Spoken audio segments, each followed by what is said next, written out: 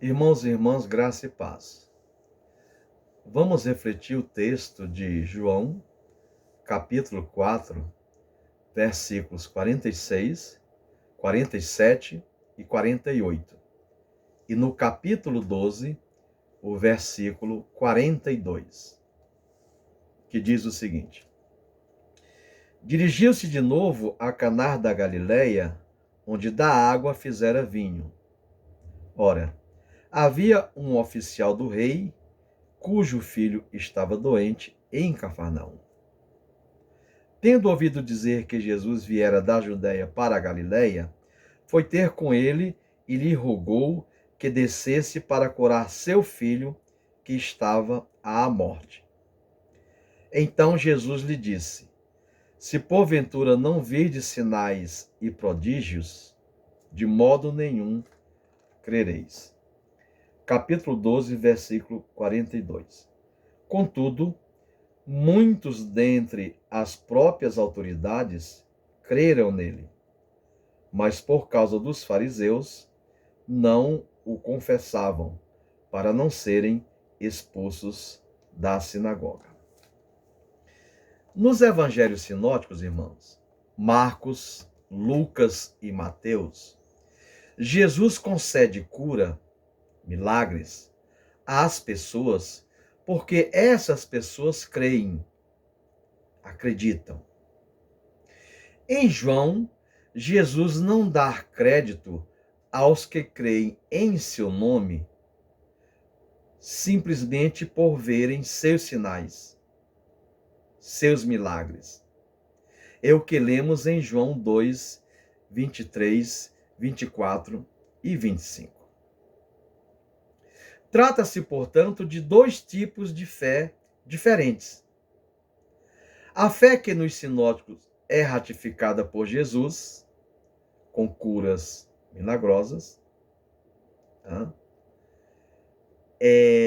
Existe uma expectativa, uma confiança muito grande das pessoas nele. Por quê? Porque eles veem claramente a força e o poder de Deus agindo através de Jesus. Essa é a fé dos sinóticos. Mas para João, existe um outro tipo de fé. Crer no nome de Jesus. Isso é o que interessa para João. Por quê? Porque crer no nome de Jesus exige algo a mais.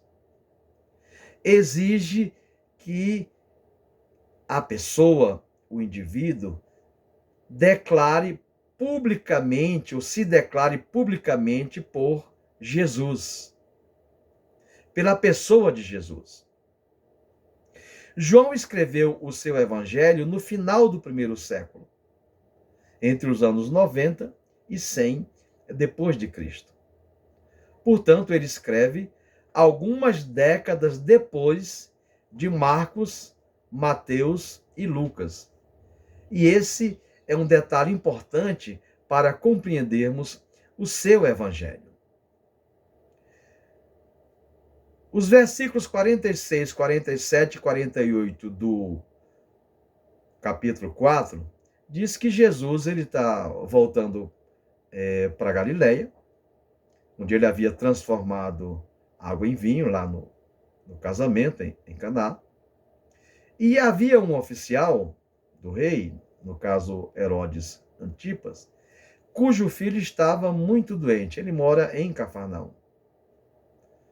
Ele, tendo ouvido dizer que Jesus estava indo da Judéia para a Galiléia, ele então resolve encontrar com Jesus e pedir para que Jesus curasse o filho dele, que estava à morte. Mas, para a surpresa nossa, a primeira palavra que Jesus diz para esse oficial do rei é a seguinte: se porventura não virdes sinais e prodígios, de modo nenhum crereis. Nos evangelhos sinóticos, irmãos e irmãs, lembrando que é Marcos, Lucas e Mateus, as curas ocorrem em um ambiente pacífico, né? Em que Jesus aparece ao público como portador de dons especiais. Mas o ambiente de João é o final do primeiro século. O templo de Jerusalém já foi destruído pelo general romano Titus Flávio no ano 70. E a maioria dos apóstolos já havia morrido. Por isso, João, ao contrário de Marcos, Mateus e Lucas, pensa numa fé cristológica, uma fé que tenha como centro a pessoa de Jesus Cristo.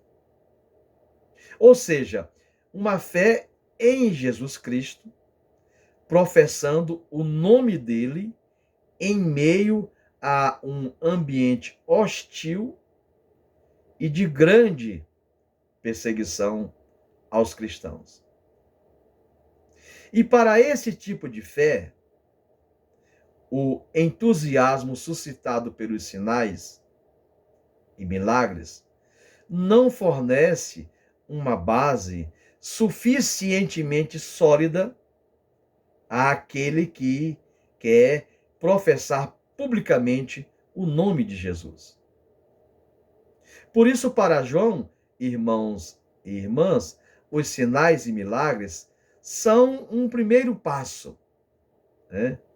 Acreditar nos sinais e nos milagres constitui-se num primeiro passo em direção a uma fé madura, a uma fé consciente, a uma fé que ouse, né, confessar publicamente o nome de Jesus. O versículo 42 do capítulo 12 diz que muitos autoridades religiosas, né, da época, creram em Jesus, mas não confessavam publicamente acreditar, porque temiam ser expulsos da sinagoga. E a ideia principal é justamente essa. Muitos acreditam em Jesus e não o confessam publicamente por medo de serem discriminados pela sociedade e pela liderança religiosa da época. E o exemplo clássico é o de Nicodemos, né? Capítulo 3 de João, que vai à noite encontrar com Jesus, escondido, né? Para que ninguém o visse. E confessa para Jesus que acredita nele, mas a coisa para por aí. Duas lições que nós podemos tirar para nós hoje desse texto são as seguintes, irmãos, que a primeira, crer dentro da igreja é diferente de crer fora da igreja. É diferente de crer no trabalho, na faculdade, na convivência social. É diferente de você se assumir como cristão nesses ambientes. Crer dentro da igreja, irmãos e irmãs, é fácil. Mas confessar publicamente em um mundo, né, hostil, perigoso, né, que não valoriza a fé e despreza a Deus, é outra coisa. E o que nós aprendemos com João, nesse texto, é que crer no nome de Jesus é mostrar ao mundo, através de nosso testemunho, nossa confiança em Deus. Um Deus que demonstrou seu amor pela humanidade ao enviar seu Filho para morrer pelos nossos pecados. Crer no nome de Jesus não é, ou melhor, é não temer ser retalhado ou marginalizado pela sociedade, pelos familiares ou pelos religiosos. Para João, crer no nome de Jesus é aderir, está ligado intimamente a Jesus e incorporar, apropriar-se do escândalo da cruz. Crer no nome de Jesus é assumir um compromisso público, permanente, com a sua palavra. Portanto, irmãos e irmãs, crer no nome de Jesus implica, significa mudança de vida e visão de mundo. É sair de uma prática de fé exibicionista, limitada aos cultos e aos grandes eventos. Crer no nome de Jesus é testemunhar publicamente que somos filhos de Deus. E por isso amamos ao nosso próximo como a nós mesmos. E eu gostaria de concluir, irmãos e irmãs, a nossa mensagem dessa semana, lendo o capítulo 1, os versículos 12 e 13, que diz o seguinte: Mas a todos quantos o receberam, deu-lhes o poder de serem feitos filhos de Deus, a saber, os que creem no seu nome, os quais não nasceram do sangue, nem da vontade da carne, nem da vontade do homem, mas de Deus. E a pergunta que eu te faço, meu irmão, minha irmã, é se você já nasceu de Deus. Se você já possui a ousadia, a coragem de confessar publicamente o nome de Jesus, defendendo a sua fé, a sua crença, no nome daquele que tudo pode. Amém.